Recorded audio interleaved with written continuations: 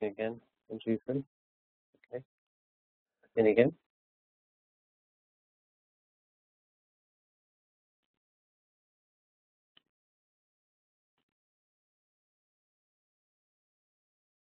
Okay. See if we can get one back in again.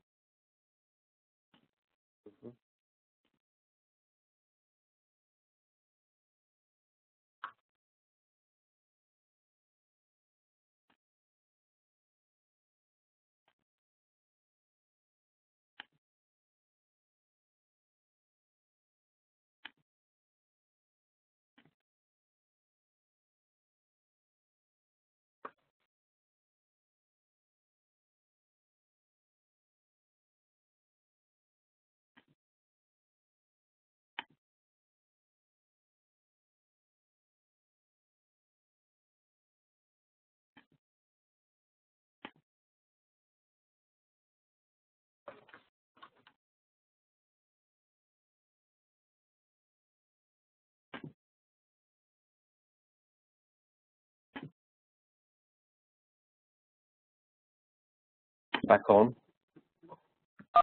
We're now recording again. I'm hoping I haven't lost the video clip of that presentation, but never mind if I have. I shall move on. Back to the presentation. Can you see the screen again? Is it PowerPoint showing to you? Yes. You can see it, yeah? You've got the Pluto screen?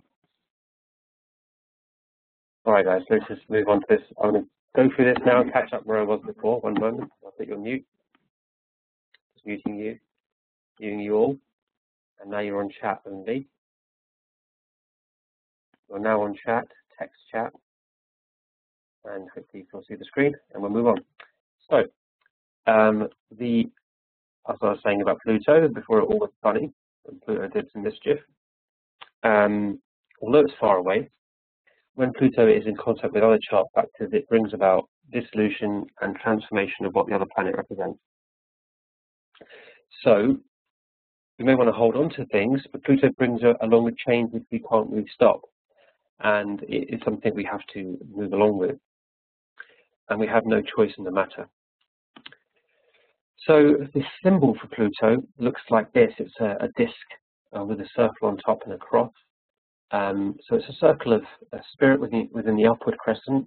Pluto indicates receptivity to other worlds. It gives us the power to transform into new ways of life. It can go one of 2 ways. If the lower part outweighs the upper part of ourselves, we risk losing sight of the purpose of this energy and become obsessed with power. So we get very solar plexus energy, personal will, and we try and get our egos powered up. But when you have transformation take place, first thing one can try to do is think that they're kind of a demigod, and you start going around trying to control everyone. Alternatively, if we go too far the other way, we open up too much of the upper stuff, and that outweighs the lower stuff, and we run the risk of detachment from reality or even psychotic episodes. And it's makes me think about all the kind of energy rising people can have, and when they go wrong, and what happens with them. So it's kind of keeping that balance between the two. Now the deity Yama is the god of death and the agent of Lord Shiva. And Yama means the binder or restrainer. It keeps mankind in check. Yama rules over the kingdom of the dead, and this is where the ancestors dwell. And he's a deity that demands sacrifice and discipline. He also is decides which actions of humans bear or don't bear fruit. And what he does is basically, allegorically, he judges the dead, and he gives them an opportunity to watch what happens in their life, so that the soul realizes its mistakes and transgressions. And if the soul sort of understands that, it's gone wrong and so on, he will accordingly provide the next stage of life for them, whatever that may be, so they understand what they need to try and do next. So he's kind of the eternal law on which the universe resides. And all 3 of these outer planets have had a role around eternal law in some way or another. He is called Dharmaraj, which is the king of righteousness, the kind of lord of right order, and to keep order maintained. So, outer planets people, what I wanted to say here is, in a way, the outer planets are asleep, often in charts. People aren't mostly aware of this subject or science. They don't even know they have outer planets available to them, or what they need and signify. But often, when these planets are kind of utilized to the most effect, normally something happens in life to make you take that journey where you kind of unknot and work with these kind of energies. So one of the things indicated is, dysfunctional families, early on in life, these sort of trials you have, whatever they might be around, something that's not normal in the family, sort of set up, it's not kind of ordinary, is some suffering is created that makes you have some sort of awakening and evolutionary urge to move on and progress in that way. It always comes around from, for family and relationship dysfunctions and those early trials in life. So in the 3 planets we've talked about, Uranus is kind of like where that's prominent in the natal chart of someone is where in your family life. We'll put this to the test in a minute when we look at it in charts. Where people were, where the family was excessively open, permissive, and chaotic. So no real rules, anything goes. And there's no kind of reassuring guidelines or structure around the kind of family setup there. So the challenge there is for those people is to find their own inherent guidelines, structure, and ethical principles as a result of that. There needs to be a way to find and define boundaries oneself in order to move on. Neptune is prominent where parents may have had a poor sense of dignity, self-respect, and personal boundaries. For example, one parent might have had an addiction problem, they might have had some sort of an escapism problem, they're not able to deal with life as it was. And therefore, they didn't self-respect themselves and look after themselves in the way you normally would expect. And the challenge then for us, therefore, if it's prominent, is to find our own intrinsic sense of dignity, our self-worth, and our self-control. Pluto would indicate issues at home with manipulation, power plays, and emotional blackmail, where there's power, and it's about how power is used and controlled. And the challenge here is to break down the old walls of any guilt and fear and shame we've had as children in sort of our youth, and to try and rebuild ourselves to a new foundation of spiritual knowledge and self-knowledge and courage. In terms of the influences of our planets, where they're sort of, as I mentioned earlier on, where they're noticed most, is you can, if I could go back a slide there, I talked about this, where dysfunction takes place is also where the potential takes place. What happens here is in the chart, you're looking for this key kind of indicators. Now, both you tropical and vedic astrologers can see this together and alike in your own setup. Outer planets could be conjunct the ascendant or in houses 1, 4, 7, 10, which are the quadrant houses. The midheaven, the nadir, and the descendant, and the ascendant rising sign. It could be conjunct or aspect the sun or moon. So it's quite a powerful, affecting a luminary. It's conjunct or aspecting one of the main classical planets, one of the 7 planets. That's obviously going to be an indicator of that planet having an influence. Also, we can look at it as it being in a house itself, and what would it be doing in that house, and also by being in a particular sign or rashi. And in the kind of system of the esoteric system, all the different signs in the chart are also the chakras, the different parts of the chakra body. And so if a outer planet is in one of those houses, you can see maybe the effect that will be taking place as that chakra's energies are activated. So outer planets, the key thing is special gifts and abilities that are latent and must be developed through mature spiritual development and attention. So the chart I've chosen is of a modern chart. I'm not using things like Margaret Thatcher and Prince Charles and all that you see on other things. This is Will.I.Am. He's a kind of contemporary guy, very interesting character. I'll talk a bit about the story of his life and a bit about him, and then we'll look at the nodes in his chart. Let me just make sure first of all that you are with me. Are there any questions? Because I've just done a bit of talking so far. Are you okay so far? Have you got anything you might want to say about maybe this slide here? I go back to maybe this thing about dysfunction and also opportunity. And if you maybe can say in the chat window if you'd like to say something, and I'll bring you back on microphone accordingly.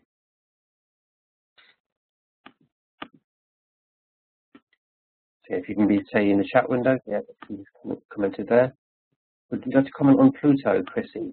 Yeah, and anyone else, please, as Chrissy's talking, could you maybe sort of raise a finger if you want to say something? Okay, Chrissy, let's put you on. You're live. Okay, hi. Can everybody hear me? Yeah, I can hear you well. Thank you. Okay. Pluto, who is Scorpio, is between October 24th and November 22nd. Yeah. these people are the ultimate executives because they really enjoy that power. In fact, they thrive on power.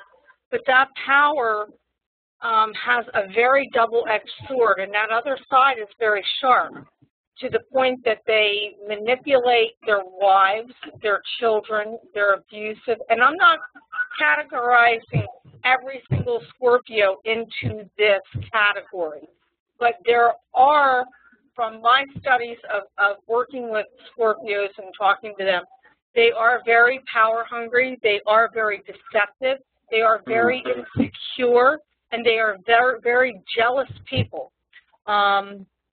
They can talk themselves into anything and believe it after a while, and they also are very good at communication. They talk a good game. It may not be the truth, but they talk a good game. They are also, and I do want to give a very positive point to this, and I don't mean any disrespect to anybody, but they are really great lovers. In the bedroom, they are very, very good lovers to their partners. It's just the manipulation and the coercion and the lying, and also the psychotic nature of a lot of Scorpios. They tend to step over the boundaries of unreality to reality. They flip back and forth very quickly to suit their needs, and this is, again, manipulation. So with that, Plutos, of course, are a water sign. They're very diplomatic.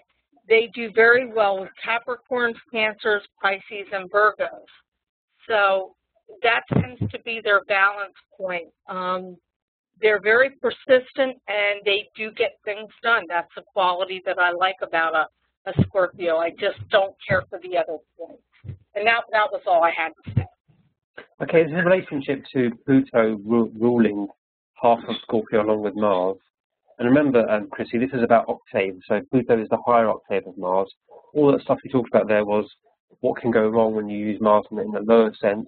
But let's think about, Pluto is about the opportunity to transform oneself, but always for the collective sake. When it's for the personal sake, we do say people go on to say, for example, I often get asked, oh, I want to awaken my energy, I want to, evolve faster, and you sort of say, why do you want to do that? And they'll say, for whatever reason, but if it's for a collective purpose, then Pluto's being used correctly, then your transformation is for the collective and for everyone else, and then it's used properly and it's got the right foundation to it. But if it's for personal means, there's a little slight risk where we can get our personal self involved with becoming a powerful person.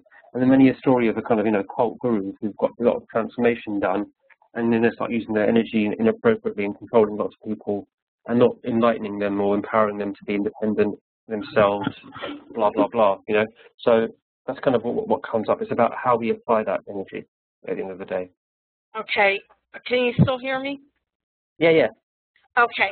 Going back to the Mars aspect, which is ruled by Aries, Mars is the god of war. So with Scorpio coming into that, they're always in constant battle. They always have to up one another. They always have to be the best at the best. They have a very short temper. Now, other famous people in history that were born a Scorpio is, of course, Prince Charles. He's a Scorpio. Right. We have Hitler, who is a Scorpio. We have Napoleon, who was a Scorpio. And what do we know about all these people? We know that they weren't exactly right in the head. They had very short fuses, and they enjoyed, not so much Prince Charles, but the other ones, enjoyed war. They enjoyed battle. They enjoyed intellectually challenging other people to a duel in so much. Sure. I think Robert's made a comment there also about Scorpios being a certain way. Imagine that, for example, I once did a video about Scorpio rising on YouTube, and a load of Scorpio people got back to me about it pretty quickly, funnily enough, to say what they thought. And, the chart I'm going to look at today is actually Scorpio rising.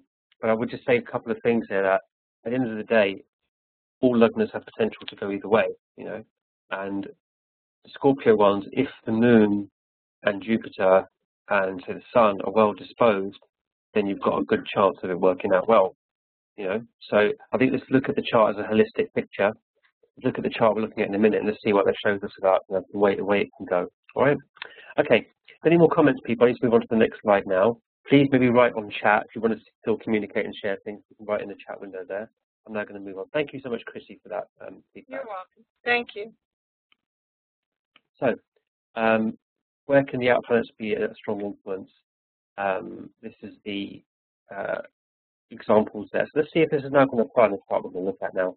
Here's a fun guy, Will.I.Am. I'm not sure if you know much about this guy. Look at his picture there. Will.I.Am is, just to sort of summarize his data. William James Adams is his real name. 1:16 in the morning, 7 hours west GMT is his time zone. Born March 15, 75, he's now 38. Los Angeles, California. His occupations are, amongst many things, he's a singer-songwriter, composer, record producer, voice actor. He's worked in films, he's done cartoons and voiced over in cartoon animals. Madagascar is an example. Entrepreneur, he's a businessman, an educator, he's a dancer, he's a DJ, a rapper, a philanthropist, and he's also a technology person. And he dresses in a quite a crazy, wacky way, and he sort of sets new trends in what he does. There's a summary here. This is from an online site. His name is pronounced Will.I.Am. Very innovative use of his William spelling. You know, who would have thought of that? He's an American recording artist, songwriter, entrepreneur, etc., etc. Best known as one of the founding members of the band Black-Eyed Peas. He's a recipient of 7 Grammy Awards, 8 Music Awards, a Billboard Music Award, a Teen Choice Award, 2 Music MTV Awards, and 3 World Music Awards, all with the Black-Eyed Peas. So a phenomenal success with his band there. A bit about Will.I.Am. Oh, hang on. Let's move on to the next slide there. Oops. More information about him, actually. See if I can pull that up. I've lost that information there. I'm going to go from memory here. Other than that, Will.I.Am is involved a lot in technology and invention, and he is a creator of technology. So he's creating gadgets. I think a kind of a gadget for the iPhone, which is like a camera, which is his own brand. He's working in technology. He also has a foundation called the I.Am Foundation. It's called I.Am Angel, and I.Am Angel is a foundation which is about giving. It's a charitable foundation for children and their education. So he has a comment to say about this. He says the following. He says, the reason why he sort of started this charity, the reason why he started it is one of them is called I Am Home, and it's about housing for people who are without it. It's the reason I started this bottom paragraph here. The reason I started I Am Home is because I come from poverty. So he has quite difficult beginnings. If I can bring up the actual thing about his life, for some reason I've not got the right slide here. Let's just bring up the right one. Oh, this is why. Okay. View slideshow. Let's roll this forward. This happens sometimes. Okay, better. So the bottom paragraph there, you see he was born in East Los Angeles, raised in a housing estate in the Ball Heights neighborhood, where he and his family were several African immigrants living in a predominantly Hispanic community. So he's a bit of an outsider actually in his community. He never met his father, called William Adams, and he grew up with his mother, Deborah, who encouraged him to be unique and to avoid conforming to tendencies of the other youth in his neighborhood on the east side of LA. She encouraged him to begin working on his musical career and sent him to public schools in the affluent West Los Angeles. So in a way, she's trying don't hang around with what's near to you, your neighborhood. I'm sending you somewhere else to focus on being an individual and developing your career. A lot of nurturing is taking place here from the mother figure in his life, and his father is absent. There's something to notice. January 2000, just more recently, in January 11, he is named as Director of Creative Innovation with Intel, which is the microchip manufacturer. And his input in developing smartphones, tablets, and laptops.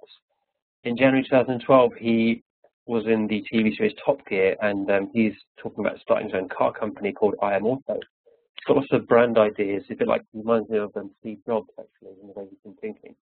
He's a founder of I Am Angel, a non-profit dedicated to transforming lives through education, opportunity, and inspiration. In an interview, he said, "I hope none of the kids I've sent to school only want to do music. The world doesn't need another musician, they need another Bill Gates. So he's big on technology as being a big change and leverage change for the future, for man generally. I want to talk about his chart and just sort of say a few things about it, but if I can maybe look at the chart now, we are going to come back to the slide in a minute, which is about where his moon is placed. So his moon is in a nakshatra called Revati, a very sensitive nakshatra and star. So if I can maybe show you the chart, which is it here. I have it only in south form because I wanted to put on the western version of the chart also for our tropical astrologers. So I've got the data on the right hand side of the different degrees, and I've also got his chart there. Should you wish to now input it into your own software, please do so, because you've got a different screen from me. You can put it into your own software. And maybe we could comment on what we see with this chart here, particularly around the nodes, the outer planets, Pluto, Uranus and Neptune. Now bear in mind that we have already said that Neptune is the ruler of Pisces. So in a way it's the fifth lord. So I'm going to type these things into here so you can see this. You can really comment on that. Neptune is fifth lord in the first house, conjunct Rahu in the Lagna. Look at the degrees there of Neptune, 18 degrees. The Lagna is 19 degrees. So very close to the Lagna there is that planet. And Rahu is at 11 degrees, a bit further out. Then you've got here, you've got Uranus as the lord of the Aquarius. So beg your pardon, yeah, so Uranus, lord of Aquarius, which is lord of the fourth house in the 12th, okay? And we have also Pluto there as ruler of Scorpio, lord of the ascendant in the 11th house of the first in the 11th house there. Oh, obviously Mother Alta Roberts, beg your pardon, send it to the public. Send that again. So you can all see that. Maybe if you can look at the chart carefully, I'm going to bring you in for discussion shortly. Give you a few minutes to type this into your software and think about the things we've talked about as well. Remember, he hasn't got a father. His father's this dysfunctional thing occurs here. But the father is not present, but the mother plays a particularly big role in his life. Let's now unmute microphones for Robert, Veda, Bettina, and Angela. Okay, you're all now unmuted. We're in like chat mode now. We can now have a kind of a discussion. Okay.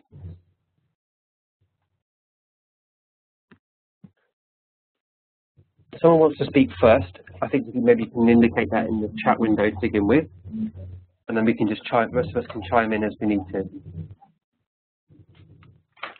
We're looking at the influence of the nodes, so the influence of the outer planets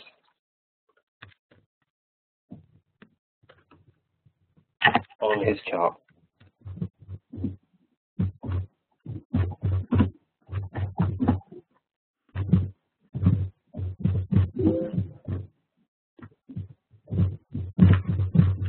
Would anyone like to comment?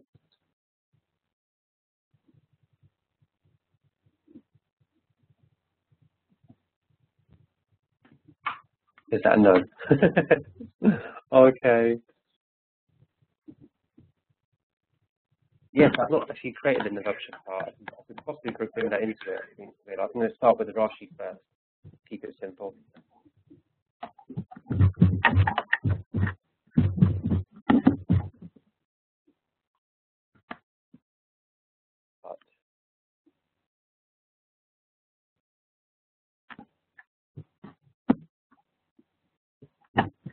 Give me this as you get stuff typed in. I think you're somebody typing stuff into your chart.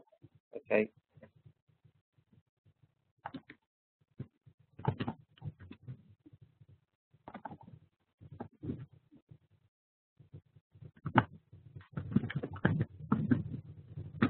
If I took out Neptune, Uranus, Pluto from the equation entirely and just had the chart as it was, I just removed it all.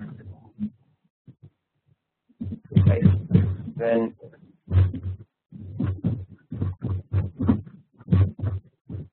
it's a slightly different picture I'm getting. Looking at his rising sign, I see something a little different.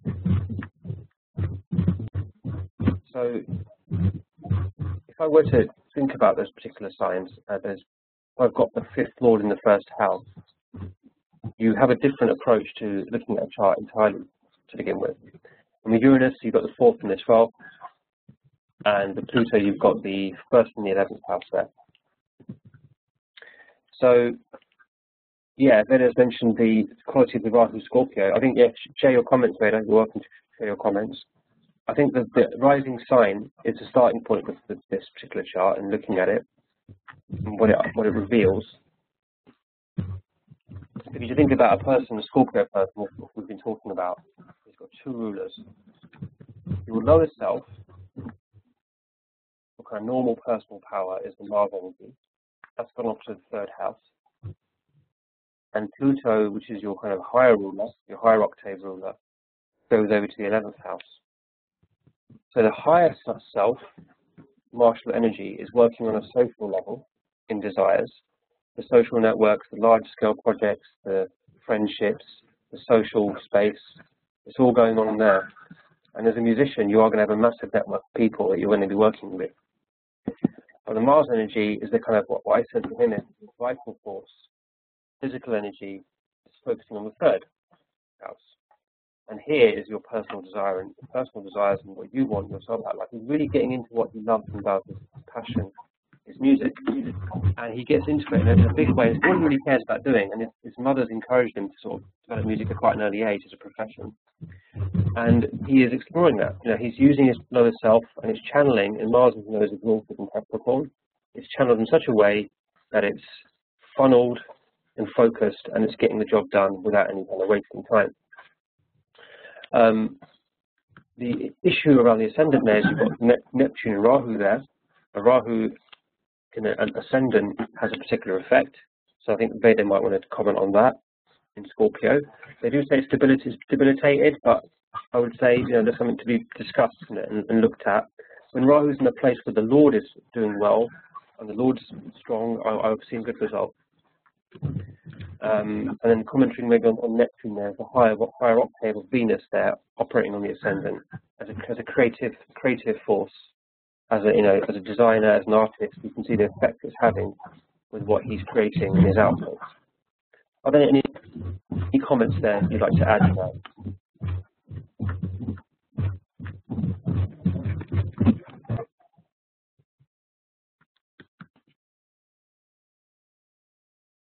Neptune adds this musical tone to Rahu. Yeah, I think so.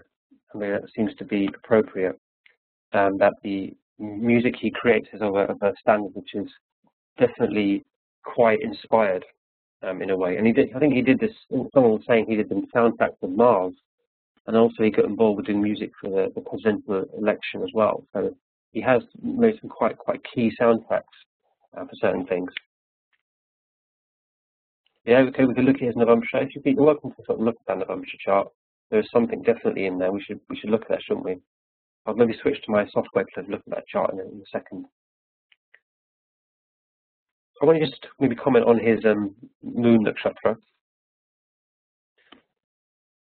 Moon is at 26 degrees Pisces. The sun is at 0 degrees Pisces in the same sign. Now this sign here, the 5th house for him, his destiny house, and his house of creative intelligence. He has got quite a powerful combination of planets there. He's got the 5th lord in its own sign, conjunct the 9th lord. So a very powerful destiny combination, Raja Yoga.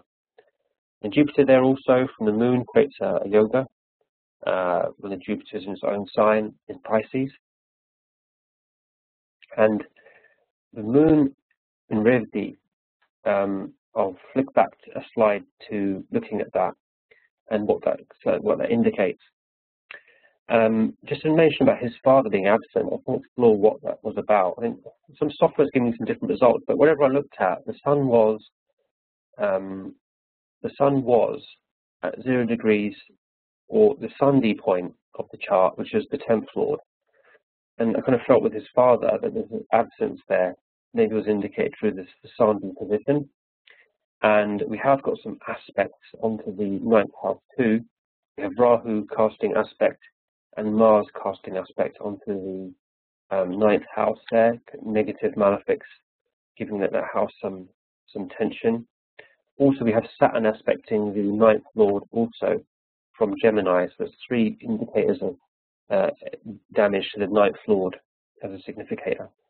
But given the moon is in Revati, this is kind of like the last nakshatra of the zodiac. Let's look at what is said by some authors. So Barbara Regen writes that this particular moon Revati is like a signal and sender, a messenger, articulator, which points towards the other side, like a ferryman or conductor, showing the way to travel the path away from fleshly concerns. Great shepherd-like healers with lifelong love of dreams, music and children, extraordinary creativity and procreativity, global all-one embrace of intuitive connectedness. Developers and articulators of imaginative narrative show the way, shown as the deity, the intuitive symbol, signal and astral realm. Deep sense of destiny offers intuitive guidance to others along the path of truth, strong and clear inner voice, directing one along the path towards unification with the divine. I mean, I just have maybe sense that maybe later on in life he might be more spiritual work. I mean, the Dasha he's in at the moment, he's been in Venus Dasha for quite a while. That finished in 2006. Now he's in Sun Dasha, which is his 10th lord.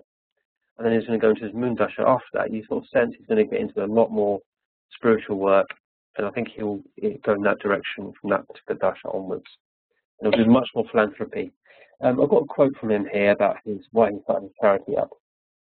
The reason I started I.Am Home is because I come from poverty. I survived and came out of it because you guys support my music. My one-day dream was to have a house, buy a house for my mum, and take care of family. Now I've achieved that goal, I can't forget what it was like living on the verge. Helping out families in need is a personal venture, so it's a personal energy, personal what he wants to do personally, but also help them on the collective level. Something I feel I need to do. So that's Will.I.Am then. He is a Scorpio rising ascendant. That's fascinating, actually, Bettina. I think I'll just, if you want to maybe comment on that. Bettina's mentioning that on her software, she's showing this moon Dasha coming up, which is great. Would you like to comment or share on voice? That's brilliant. So this is comment there, and this moon in Revati is maybe coming to light. So if I kind of look at his Dasha, if I go to the software, that's my reference page there, guys. If I go to the software I'm using, let's just bring up the software window. Let's switch my thing around a little bit. One moment. Share my application.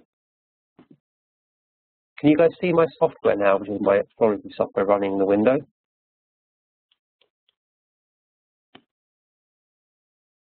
That's brilliant. I want to just unmic Bettina anyway. She wants to comment on this there. Maybe also unmic Robert too. They've not spoken yet. So Robert and Bettina, you're unmiked. Bettina, would you like to comment on your findings on the Dasha there? What I tinker about with the software? Yes, because you mentioned Sun. Yeah. You mentioned he's done, but no, he's finished Sun. You're right, of course. Haha, brilliant. Moon Dasha. That's really interesting. He's in Moon Dasha. Yeah, he's Moon. So you think about maybe the benefits now it's having. He is now working heavily in philanthropy. That is interesting. On his particular chart, if I was to show a website about him, I can bring up his initiative. This is what he's doing at the moment. If you can maybe read this, I can show you my web page. I share my browser with you. Can you see that screen there? Just going to highlight this text. Yes. This is his current work. He's launched. It's in the UK right now. A new Prince's Trust scheme to engage disadvantaged young people with technology and science. It's getting very much into the science fields and technology. And he's also getting into things like programming, saying programming is what you guys should be doing. Trying to get young people's energy focused to do things like this, rather than into the usual activities young people get into. He's making quite a big step in that direction. So this, I feel to me like Revati, the ninth lord is really taking force here, and it's going to be some good things for the next 10 years from Will.I.Am. Thank you, Bettina. That's been very helpful. Let me unmic the rest of you as we reach the end of the presentation now. Let's bring you all back to just general chat and summary. This is really about the outer planets as well. And in moon, what we could say maybe is that in the moon period for Will.I.Am, is that he is also going to be experiencing the results of what traditionally have been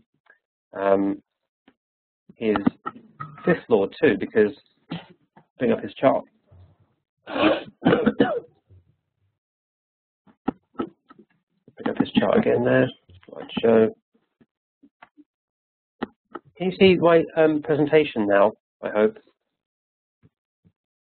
Can you see his chart again? I'm just bringing it on the screen now. That's his chart there. If you can see his chart again. Great. I think one thing we could say possibly, this is kind of new ground stuff, but in the moon dasha period, if Neptune rules that moon and it is in the ascendant, then you would say that in the dasha period that is also an activated thing. You would normally say it's Jupiter's a key factor here, but actually Neptune is an equally important factor. But it creates this imagination and dreaminess and this want to bring to earth the things from above and ground those things here is a desire he has at the moment to make it happen. So you can't see the chart. One moment, please.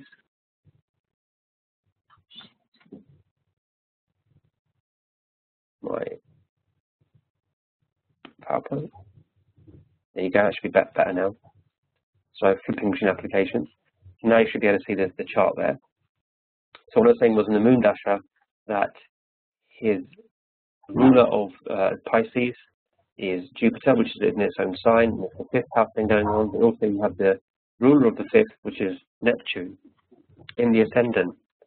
So you've got the first and the fifth, and the fifth and the first there.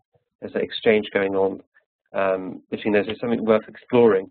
This is new territory really here, looking at things like outer planets and the rulerships in dasha systems. I don't think this has been done anywhere else to talk about.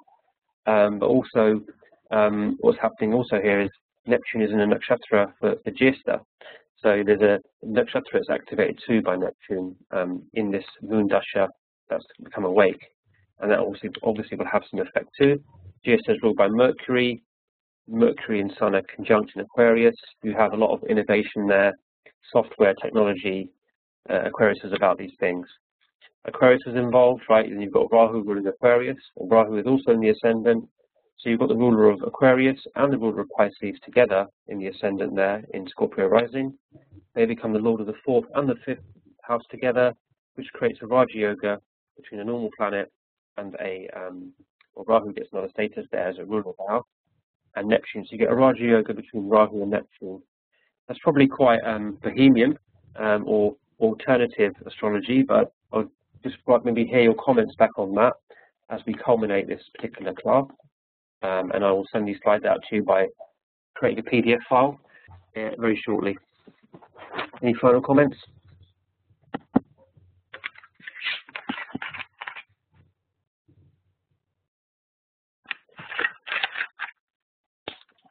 I think you just commented that all three outer planets are retrograde.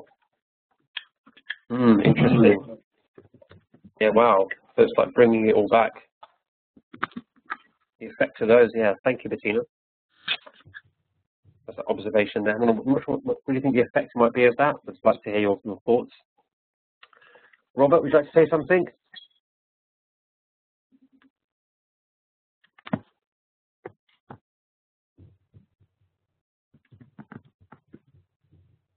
Hope you're out there, Rob. Can you hear me? I can hear you. That's fine, Rob. No problem at all. That's great.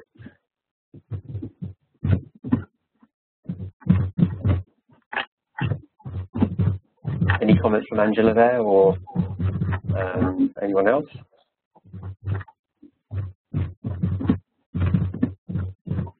That's great. Thanks, everyone. That's fab. Thank you very much. I will post this up in the group.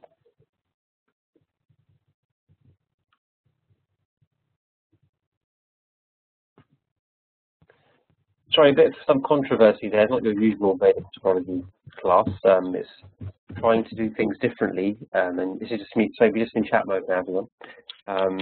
This is just little bit of controversy there. We're trying out new techniques and we're seeing what happens using outer planets. They're not really used in inductive system. They're not used in our first things about trying to keep two systems very separate and looking at them independently. But this has been using the outer planets in the Vedic system, and also being able to see the effect of them as lords of houses, and also as the higher octaves of the other planets, and the concept also of co-rulership and what that might also interpret. So what would be great is if you guys can go and look at some other charts and post up a message about it, maybe say what you think you're finding, if you're seeing any more truth in this. Let's see what more we can do. I kind of sense that Pluto has been given a declassification recently, so maybe hard to regard that as much at the moment, but in the classical system, the Hellenistic system, those three planets were considered later on. They were not discovered until the 1800s, so these are relatively new findings here. They were not part of the ancient system. But in the modern system, we're trying to keep things fresh. They are big bodies, astral bodies that are out there, and they have a spirit of their own. So, maybe more research needed here to see what you guys can find out, and we can discuss further. Okay, time for tea, everyone. We shall speak soon. Good to see you again. And I might just stay online a bit. Maybe I'll talk to Robert a bit, actually, on the mic. So Rob, I might chat to you for a little while on the webinar. But thanks, everyone, for being here, and we shall speak soon.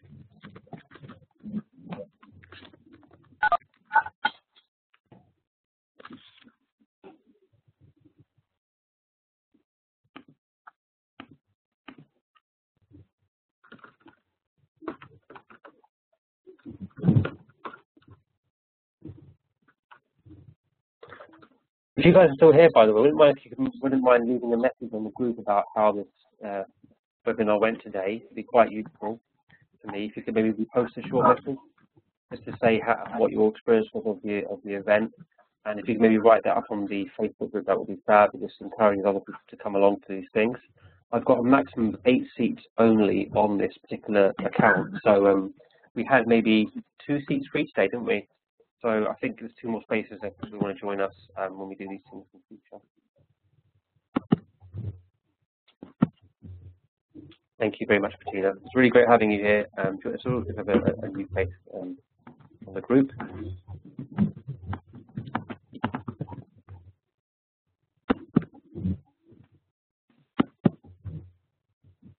Yes, that's right. I have to close it down. You trapped? Are you trapped, Angela? Trapped you in, haven't I? Let's see if I can. No problem at all. I'll try not to disconnect you.